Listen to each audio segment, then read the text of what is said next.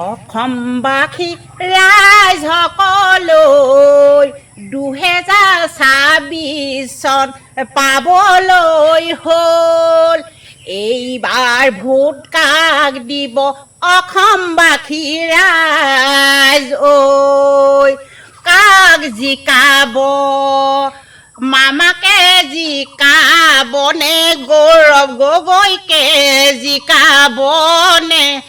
যিফালে বেছি হয় কমেণ্ট কৰিব, যিফালে কমেণ্ট বেছি হয় গৌৰৱৰ ফালে কমেণ্ট বেছি হ'লে গৌৰৱে জিকিব বুলি ভাবি মই হিমন্তৰ মামাৰ ফালে কমেণ্ট যদি বেছি হয় হিমন্ত মামাই জিকিব বুলি ভাবি মই সকলো অসমবাসী ৰাইজে কাক দিয়ে ভোট চালি জাৰিহে চাই ভোট দিব।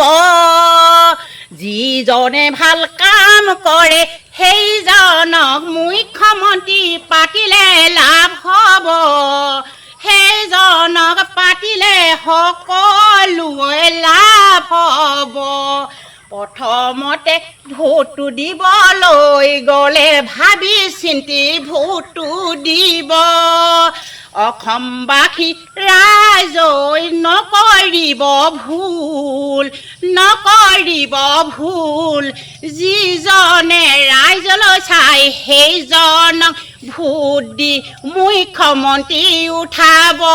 সকলো ৰাইজক ক'লো মই, যিজন মুখ্যমন্ত্ৰী হয় ভোটটো দি তাক জিকাব। ঐ অসমবাসী ৰাইজসকল তাকে জিকাব দেই।